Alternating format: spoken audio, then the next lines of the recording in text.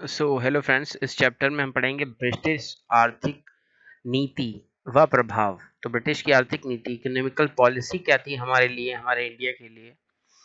India तो उसमें नहीं था कि हमारे डोमिनियन जो क्षेत्र था उसके लिए इकोनॉमिक पॉलिसी क्या थी और उसका इफेक्ट क्या हुआ। तो सबसे पहले तो पॉलिसी उनकी मेन थी साम्राज्यवाद की, जो इस समय चाइना की है, विश्व को लेके कि हमें अपनी टेरिटरी को एक्सटेंड करना है, हमें अपने मार्केट को एक्सटेंड करना है BRI और सी पैक के थ्रू। तो वही साम्राज्यवाद की नीति ब्रिटिश थी, ब्रिटेन की, और अपने उनके डोमिनियन के क्षेत्र के प्रति थी। तो साम्राज्यवाद आंग्ल भाषा के इम्पेरियलिज्म शब्द का हिंदी रूपांतर है। आंग्ल भाषा का शब्द इम्पेरियलिज्म लैटिन भाषा के इम्पेरियम शब्द से बना है, जिसका अर्थ है दूसरे देश के भू क्षेत्र को उपनिवेश बनाना। जो दूसरे देश के भू क्षेत्र को उपनिवेश बनाना। जब कोई देश अपनी सीमा के बाहर के क्षेत्र के लोगों को आर्थिक और राजनीतिक जीवन पर अपना नियंत्रण और शासन आधिपत्य स्थापित करता है, तो इस प्रक्रिया को साम्राज्यवाद कहते हैं।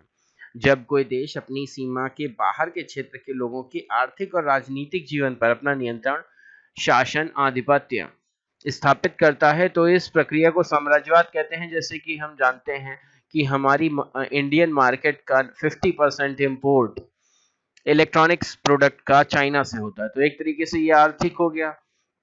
और राजनीतिक जीवन पर तो अभी इतना खास नहीं है, लेकिन फिर भी कुछ बैंकों के वो शेयर स्टॉक्स खरीदते रहते हैं और कई प्रोजेक्ट्स में वो अपने बोलियां लगाते रहते हैं ताकि इंडिया में ज़्यादा से ज़्यादा चाइनीज प्रोजेक्ट कर पाएं। तो ये एक तरीके का हो गया साम्राज्यवाद। जहां साम्राज्यवाद की स्थापना की जाती है, वहां की जनता को अपनी सरकार बनाने की स्वतंत्रता नहीं होती है। बात समझ रहे हो? जहाँ पे, लेकिन अभी ऐसा नहीं है। अभी हमारे संविधान के थ्रू, इंडियन कॉन्स्टिट्यूशन के थ्रू भारत के लोग ही जो है शासन कर रहे हैं और यहाँ पे जो है अपनी सरकार बना रहे हैं। अब हम देखते हैं उपनिवेशवाद क्या होता है। पहली तो हमने साम्राज्यवाद डेफिनेशन पढ़ ली, साम्राज्यवाद क्या होता है। अब हम देखते हैं उपनिवेशवाद क्या होता है। उपनिवेशवाद साम्राज्यवाद का ही एक रूप है। उपनिवेशवाद साम्राज्यवाद का ही एक रूप है। कुछ विद्वान इन दोनों को एक ही अर्थ में प्रयुक्त करते हैं। वास्तव में उपनिवेशवाद साम्राज्यवाद के बीच का अंतर इतना कम है कि इन्हें पृथक नहीं किया जा सकता है। उपनिवेशवाद को राष्ट्रीयता का स्वाभाविक अतिरेक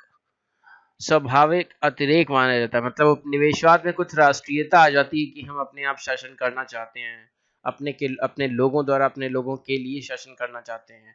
तो उपनिवेशवाद में क्या है, स्वाभाविक अतिरेक माना जाता है राष्ट्रीय का। उपनिवेशवाद में शक्ति का प्रयोग नहीं होता है और ना ही स्थानीय लोगों द्वारा विदेशी शासन का विरोध किया जाता है। यदि ऐसा होता है तो उपनिवेशवाद साम्राज्यवाद का रूप धारण कर लेता है।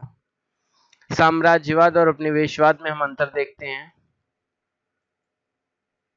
तो पहला क्या है, साम्राज्यवाद एक प्राचीन विचारधारा है ना। जैसे कि अश्वमेध में घोड़ा दौड़ाया गया और जहां जहां तक वो घोड़ा गया श्री राम जी का, वहां तक क्षेत्र हमारा है। अगर कोई चुनौती राजा देना चाहता है तो आइए युद्ध करिए, वरना जो है हमारी आधिपत्यता स्वीकार कीजिए। तो साम्राज्यवाद एक प्राचीन विचारधारा है। उपनिवेशवाद अपेक्षाकृत नवीन विचारधारा। उपनिवेशवाद मतलब हम आपके संशोधनों का तो दोहन करेंगे, ठीक है, और आप प्रशासन भी करेंगे, ऐसा कुछ है। साम्राज्यवाद का स्वरूप राजनीतिक होता है, उपनिवेशवाद का स्वरूप आर्थिक होता है। तो इसमें आर्थिक रूप से शोषित किया जाता है उस क्षेत्र को। साम्राज्यवाद में विजित प्रदेशों पर विजेता देश का निरंकुश शासन होता है और जनता को अधिकार मानने के लिए बाध्य है। जनता जो है अधिकार मानने के लिए बाध्य है उसका। उपनिवेशवाद में विजेता देश का शासन अपेक्षाकृत कम निरंकुश होता है और विजित उपनिवेश की जनता को सभी अधिकार प्राप्त होते हैं, है ना। तो भारत कुछ हद तक उपनिवेश ही था ब्रिटिश का। साम्राज्यवाद के अंतर्गत आने वाले प्रदेशों का आर्थिक विकास संभव नहीं होता है। साम्राज्यवाद के अंतर्गत आने वाले प्रदेशों का आर्थिक विकास संभव नहीं है, लेकिन उपनिवेशवाद क्षेत्र समय आने पर विकसित हो जाते हैं। साम्राज्यवाद किसी राष्ट्र द्वारा अपनी सीमाओं के बाहर प्रदेश और क्षेत्र का विस्तार है, जैसे सिकंदर का साम्राज्य। और उपनिवेशवाद अपनी सेवाओं के बाहर राष्ट्रीयता का विस्तार है, जैसे भारत में ब्रिटिश का उपनिवेशवाद। अब हम देखते हैं भारत में राष्ट्रीयता, भारत में साम्राज्यवाद का विकास ये किस तरीके से हुआ। तो भारत में आधुनिक साम्राज्यवाद की स्थापना की शुरुआत 1498 में पुर्तगाली नाविक वास्को डी गामा की कालीकट पहुंचने के साथ ही हुआ था। वास्को डी गामा पहली बार कालीकट पहुंचा था 1498 में। पुर्तगालियों के साथ साथ अंग्रेजों, फ्रांसीसियों ने भी व्यापार के उद्देश्य से भारत में प्रवेश किया। पुर्तगालियों के साथ साथ अंग्रेज और फ्रांसीसियों ने भी व्यापार के लिए भारत में प्रवेश किया। 1504 में के बाद पुर्तगालियों ने भारत में के विभिन्न स्थलों पर अपने व्यापारिक उपनिवेश स्थापित करने में सफलता प्राप्त की। इंग्लैंड के डचों ने भारत में प्रवेश किया, लेकिन राजनीतिक सत्ता के लिए स्थापना के लिए वास्तविक संघर्ष फ्रांसीसियों और अंग्रेजों के बीच रहा। तो मतलब ये शासन, राजनीतिक सत्ता कौन स्थापित करना चाहता था? पहले तो फ्रांस और उसके बाद अंग्रेज, ये वास्तविक शासन करना चाहते थे। इस संघर्ष में अंतिम विजय अंग्रेजों को ही मिली, इंग्लैंड को मिली, ब्रिटेन को मिली है। कर्नाटक युद्ध 1748 और 1763 ने फ्रांसीसियों की शक्ति को क्षीण कर दिया। फ्रांसीसी केवल पौंडीचेरी सहित कुछ स्थलों के स्वामी बनकर रह गए। इंग्लैंड की ईस्ट इंडिया कंपनी, जो एक व्यापारिक संस्था थी, शीघ्र ही एक राजनीतिक शक्ति बन गई। लॉर्ड क्लाइव ने प्लासी के युद्ध, जो बहुत निर्णायक युद्ध रहा था, 1757 का प्लासी का युद्ध में नवाब सिराजुद्दौला को हराकर ईस्ट इंडिया कंपनी को बंगाल प्रांत का स्वामी बना दिया। अब बक्सर का युद्ध 1764 में मीर कासिम और अवध के नवाब सिराजुद्दौला और मुगल सम्राट शाह आलम द्वितीय को एक साथ पराजित कर अंग्रेजों ने भारत में ब्रिटिश साम्राज्यवाद की नींव रख दी। ये भी निर्णायक था। इसके बाद तो ये तो और निर्णायक था, जिसमें तीन बड़ी शक्तियों को हरा दिया। बाद में लॉर्ड क्लाइव ने इलाहाबाद की संधि 1765 द्वारा बंगाल, बिहार और उड़ीसा की दीवानी का अधिकार प्राप्त कर स्वयं को भारत में ब्रिटिश साम्राज्य के संस्थापक बना दिया। स्वयं को ब्रिटिश साम्राज्य का संस्थापक बना दिया। अब भारत में ब्रिटिश उपनिवेशवाद मुख्यतः 3 चरणों में विभक्त है। भारत में ब्रिटिश उपनिवेशवाद 3 चरणों में है।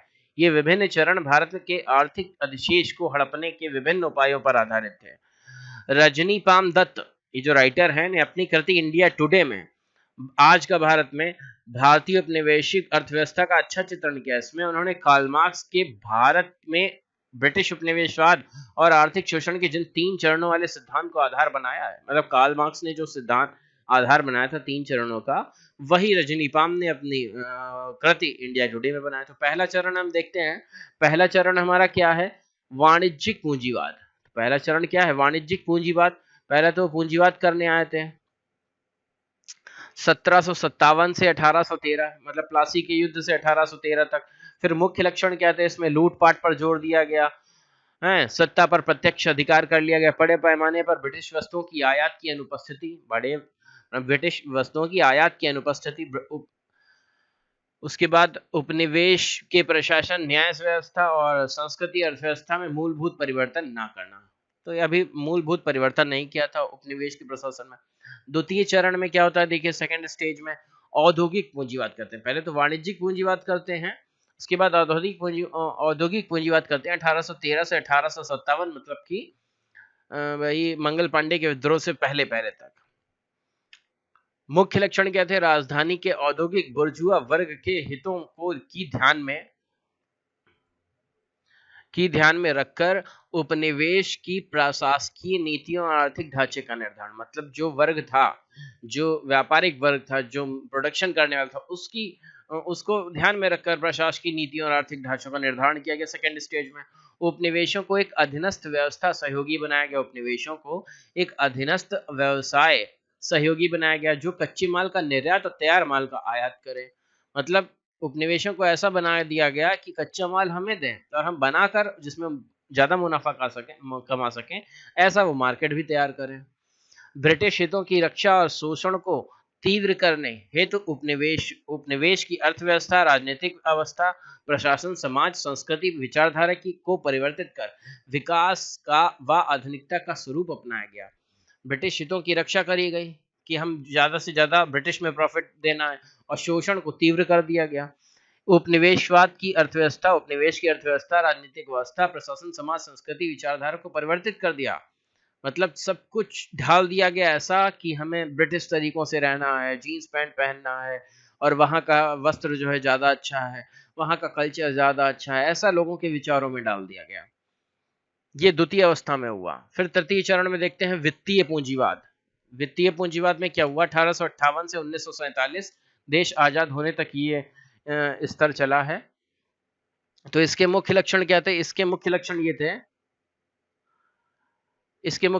ये थे कि औद्योगिक देशों में नए सुरक्षित एवं विशिष्ट बाजार एवं कच्चे माल के स्रोतों पर अधिकार के लिए संघर्ष। जो विशिष्ट देश थे वहां पे कच्चे माल के लिए स्रोत बना रहे थे लोग। इन देशों द्वारा निवेशों की पूंजी का निर्यात किया जा रहा था। उपनिवेशों के प्रशासन में उदारवादी नीतियों के स्थान पर प्रतिक्रियावादी नीतियों का समावेश किया गया। मतलब हमें मतलब वहां पर तो संघर्ष लोगों का स्टार्ट था कि हमें अपनी राज्य चाहिए, स्वशासन चाहिए 1858-47 के बीच। लेकिन ये जो थे ये प्रतिक्रियावादी नीति करके उस पर अधिकार बनाए रखना चाह रहे थे वित्तीय पूंजीवाद में। अब देखिए आरंभिक चरण में 17वीं और 18वीं शताब्दी में क्या हुआ कि ब्रिटिश उपनिवेशवाद का मुख्य उद्देश्य भारत के साथ व्यापार करने के बहाने उसे लूटना था। आरंभिक चरण में 17वीं और 18वीं शताब्दी में कहने के तो ये व्यापार करने आए थे, पर इसे लूट रहे थे कि वहां से तो चार्टर ले लिया, यहाँ से कुछ राजाओं के द्वारा चापलूसी करके फरमान ले लिया और उसके बाद धीरे धीरे वहां के पर कर वसूली का भी अधिकार ले लिया। वहां के लोगों को आयात करने वाला बना दिया और निर्यात कच्चा माल करते थे। तो इस तरीके से लूटने का बहाना, व्यापार के बहाने से लूट रहे थे। आगे चलकर 19वीं शताब्दी में भारत का प्रयोग ब्रिटेन में बनी हुई औद्योगिक वस्तुओं के लिए मुख्य बाजार के रूप में किया जाने लगा। बात समझ रहे हैं? तो वहां यहाँ बाजार बना दिया गया उनके लिए। 19वीं शताब्दी के पूर्वार्ध में भारत स्थित ब्रिटिश उद्योगपतियों द्वारा देश में पूंजी विनियोग की प्रक्रिया प्रारंभ की गई। इसे भारतीय श्रमिकों के बड़े पैमाने पर शोषण का आरंभ कहा गया। तो भारतीय जो श्रमिक थे उनका जो है बड़ा शोषण किया गया, पूंजी विनियोग हुआ यहाँ पर वहां के उद्योगपतियों द्वारा। मतलब यहाँ बड़ी बड़ी फैक्ट्रियां स्थापित कर दी गई ब्रिटेन की, जहां पे अधिकार तो ब्रिटेन का था और प्रोडक्शन इतना सस्ता कर दिया गया कि जो लोकल श्रमिक थे वो अपने प्रोडक्ट को चला ही नहीं पा रहे थे। तो इस तरीके से उनका शोषण हुआ। अब अगले पॉइंट में हम देखते हैं भू राजस्व व्यवस्था। ये टॉपिक बड़ा ही इंपॉर्टेंट रहेगा, अगले लेक्चर में इसको देखेंगे, भू राजस्व व्यवस्था। धन्यवाद।